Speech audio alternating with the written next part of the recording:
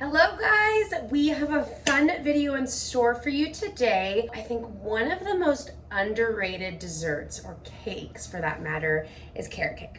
Absolutely love it. That was our wedding cake, and I still have a little bit of leftover carrot cake in the freezer from the wedding that we will have on our next anniversary. Early on in quarantine, like the very beginning, I experimented making a healthy carrot cake so that you don't feel guilty, but it has the flavors because there's so many good ingredients in here that can make a delicious and nutritious carrot cake that you could even have for breakfast. And you guys know, if you've been watching my videos for a while, I'm very conscious of blood sugar and just making sure that all the ingredients balance each other out so you don't get a spike and a crash, which can lead to inflammation, blood sugar imbalance, weight gain, hormonal imbalance, all kinds of things. I enjoy making things that I feel good, that nourish my body, and that are tasty. If you are interested in a healthy carrot cake that is delicious, nutritious, and something that you can eat breakfast, lunch, dinner, or as a snack, then follow along. So real quick, I just want to show you the ingredients that we're going to be using. I'm pretty sure this is all of them, hoping I'm not missing anything. But I actually started making this recipe just winging it. There's not following a particular recipe, kind of just putting in different measurements and feeling it out. So you're going to have a variety of spices. This is actually the only salt I have right now. You'd probably want a finer version, but this will work. A little bit of vanilla extract, cinnamon, ground ginger. You could do nutmeg. Trader Joe's sells a pumpkin pie spice that has all those in there. I just happen to like using a little bit extra of those flavors, so I'm gonna do that. 2 eggs,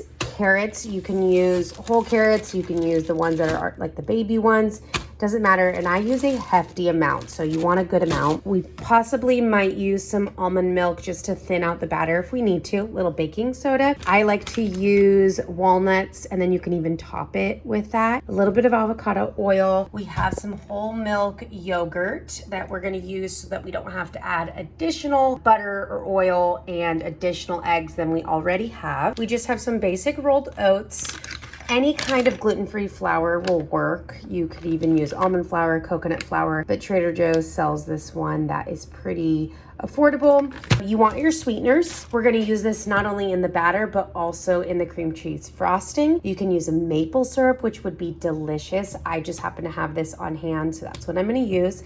And then a little bit of dates for added sweetness and flavor and richness. So those are the ingredients, and let's get started. Okay, so first off, you want to make sure to preheat your oven to 350, get that warming up. We are going to start with the dry ingredients. So you just want a medium-sized bowl and a sieve so that we can make sure that all the dry ingredients are fine and there's no clumps. So we can start with some baking soda, and you're going to add a half a teaspoon of baking soda.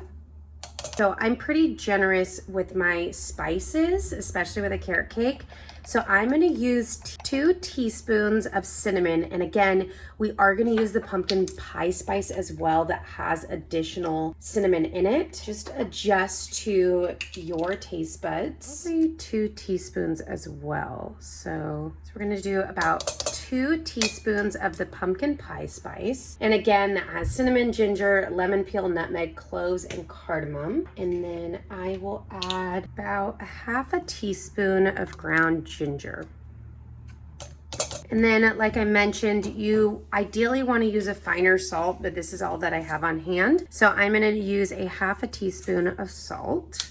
And then next we're gonna go in with our flour. So I'm just using a cup of the gluten-free flour from Trader Joe's. And you can start shaking that back and forth. Unfortunately, the salt that I have might not all go all the way through. And you can see there's some clumps, so you can kind of just rub those out. What this is gonna do is it's just gonna make for a really fine base and foundation for the carrot cake so that it's light and it's fluffy. So that's what we have there. Now I'm gonna take some additional rolled oats. This is actually a mixture from Trader Joe's, and it was a combination of rolled oats.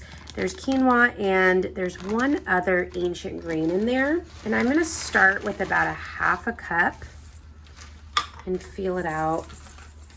I think it makes for a really good texture. It adds nutrients, fiber. You can get a good sense of the seasoning level just by the smell of this mixture.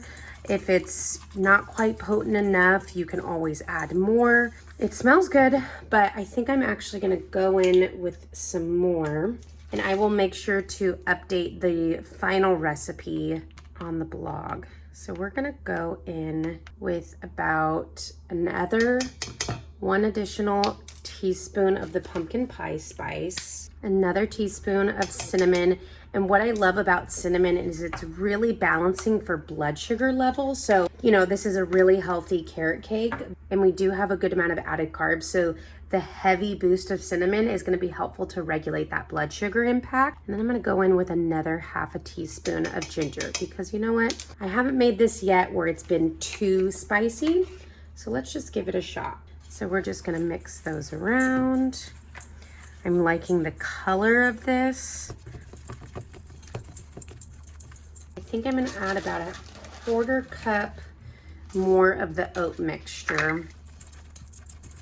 And sometimes I bake and I follow exact recipes, but sometimes it's fun just to get in the kitchen and kind of wing it a little bit. If you know the flavors, if you know the consistency, you know, and if you've done it a few times before, you can kind of feel it out. So that's gonna be the base of our dry ingredients.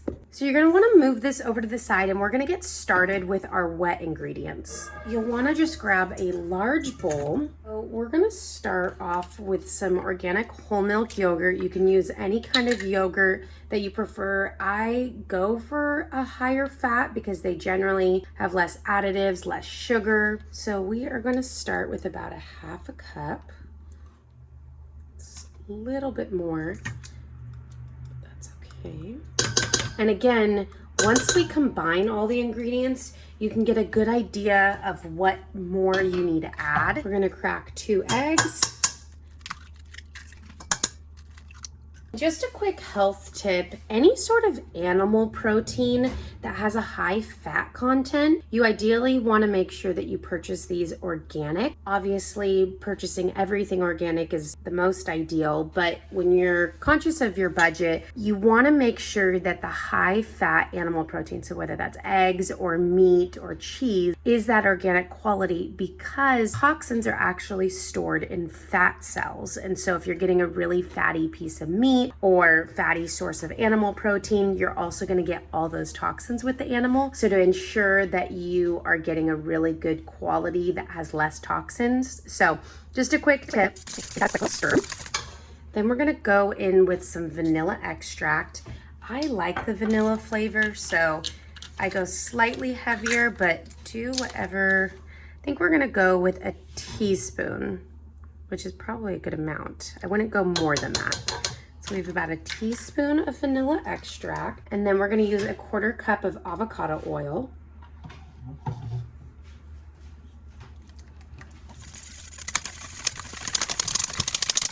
And a trick for getting your sweetener, any sort of sticky ingredients out of your measuring cups, is always go for the fat first. So I put the oil in here, and then now we're gonna go in with the honey, and you'll see that it'll glide out really easy. Whereas if you went in the opposite direction, it's gonna be really sticky. So that goes the same for peanut butter, almond butter, anything like that. So we have a 1/4 cup of honey, and you can just see how easy that comes out, and it's practically empty. And now we want to put this to the side while we get the carrots, dates, and walnuts going.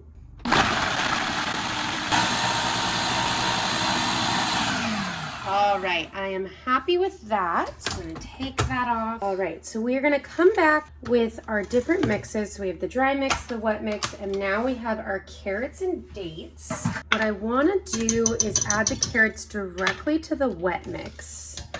So we're gonna start 1 cup. And again, I like a lot of carrots.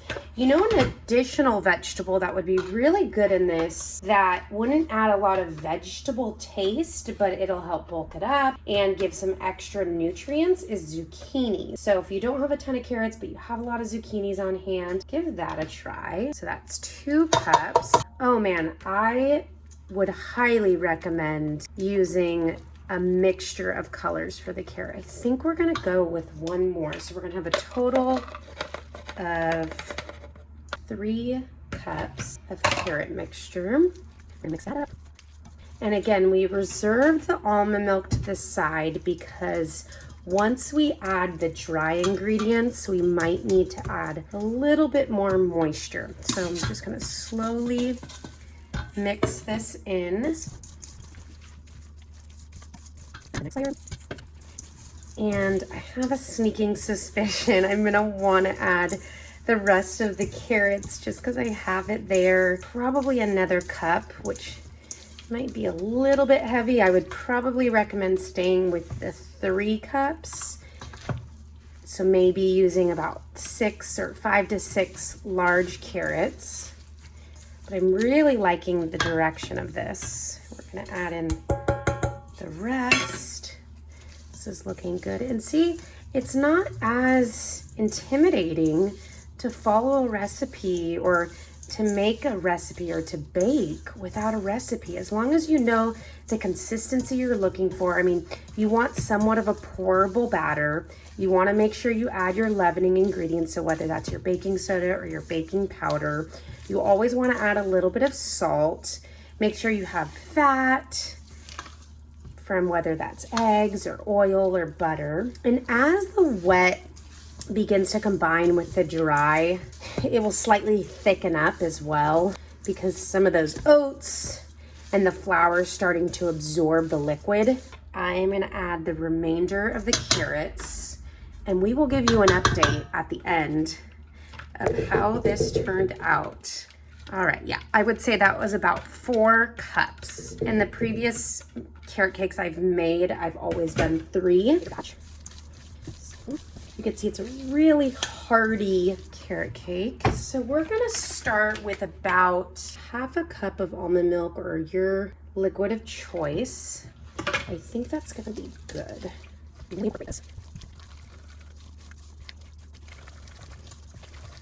It might seem pretty liquidy at first, but once you keep stirring, and you always just want to kind of feel it out. So start with a smaller amount of liquid, because you can always add more. You can't ever take away. So I'm really loving that. You want to make sure it can kind of just drop right off. You want to make sure it's pourable, but it's not super liquidy like a crepe batter. You want there to be some body and substance to it. So what I'm going to do now is add the final ingredient, and that's going to be our walnuts. Little tip, Trader Joe's has a variety of nuts. The more the nuts are broken down, so pieces versus halves versus wholes, the cheaper it is. I mean, we're going to be baking this and it doesn't matter, and I'd probably chop it up anyways, so I would go for a smaller amount. We're going to go in with about a half a cup. And again, the nuts not only add flavor and depth and richness, it also helps balance out that blood sugar again because we're getting the fat and the protein. So I might add probably a 1/4 cup more. So in total, we have 3/4 cup of walnuts. All right, so I'm really happy with this. This is the batter. So what I'm doing here is I'm just oiling up both pans, and then I'm going to add the parchment. The oil just helps the parchment stick to the pan so nothing moves around. I'm just using neutral oil. Then I like to take a cookie scooper and just scoop out the batter, leaving a little bit of space, knowing that the cookies more than likely will spread a little bit. So you can see the pattern that I like to do it in, but whatever works best for you. I'm also doing an additional one where I'm pouring it into a pan, just cutting the edges so they don't burn. I'm getting to the cream cheese frosting. So we're gonna healthify it a little bit. And so here are the ingredients that we're gonna use. All right, so let's get started. We are going to use our stand mixer with a whisk attachment. I've tried it doing it by hand, but machine is much easier to get the correct consistency. I'm gonna go in with 4 ounces of full fat cream cheese. Then we're gonna go in with a 1/2 teaspoon of vanilla extract. Actually, that was more more of a teaspoon. For sweeteners, I'm gonna go in between honey and just a few drops of stevia. So this is just a liquid stevia that I use from Trader Joe's. Okay, so about 5 drops of liquid stevia. We're gonna do about 2 tablespoons worth. 1, 2 of honey. And this is just raw, unfiltered honey. And then we're gonna go in with 1/3 a cup of full fat, organic, whole milk yogurt. So let's get that whisking.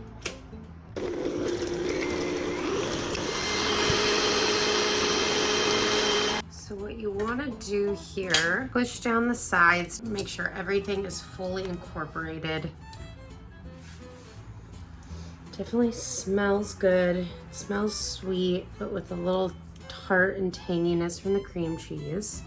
So we're gonna get that going again. Put on the splash guard. Oh, I made a mistake. That's why you want to set your cream cheese out for quite some time to get to room temperature. Because if you don't, exactly what I did, you're gonna have more clumps. So make sure to do what I didn't do and leave that out. So I'm actually gonna go in with another 3 ounces of cream cheese, just to thicken it up a little bit more. All right, I'm really liking this consistency. Now, besides the clumps, that's because I didn't take it out. The consistency looks pretty perfect, really easy to spread. Yeah, it would be completely smooth if you left it out. So really liking that. I'm gonna use the frosting in 2 ways. You'll see I have more bar shapes that I'm gonna apply the frosting on. And then I have the cookies that I'm gonna drizzle. So with the drizzle, I'm actually gonna thin it out a little bit and do a drizzle on top. So let's jump on over to that. All right, so this is just one of the carrot cakes. It's about 1 inch thick. Really love the texture. Just baked it in a pan like this with the parchment paper underneath. And I've been nibbling at the sides. I'm gonna start applying the cream cheese. Start with a medium amount. That looks good. Unfortunately, it's a little bit of cheese. Again, heavy reminder, leave your cream cheese out. Doesn't need to be warm, but more just room temperature. Really liking that. And you know, put on as much as you guys like, if you like a heavier frosting. And then a little extra garnish. We're gonna top it off with some walnuts. All right, let's get that into slices. Let's do some little guys. Oh, love the consistency. It's almost like, it's not cakey, it's almost like fudge-like in a sense. It's very dense, and I think that comes from the yogurt. Great. Perfect little bite size. I mean, incredible. Perfect bite.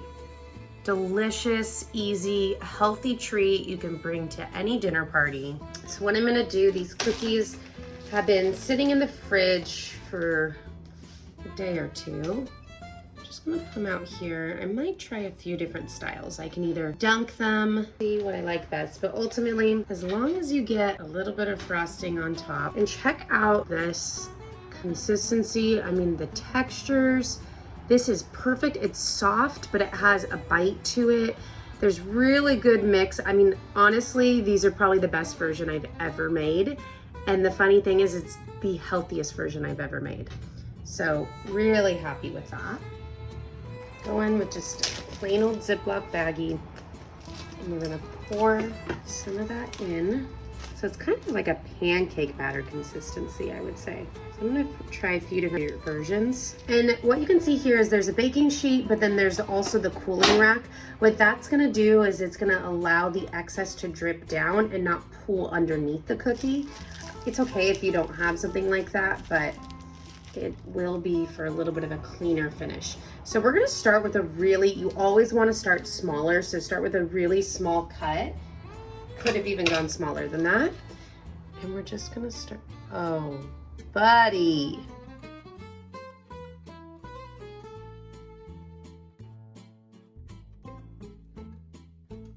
I mean, look at that. And again, so healthy. All right, for these ones, I just have 4 cookies left. I might just dunk them, kind of like a white chocolate coating.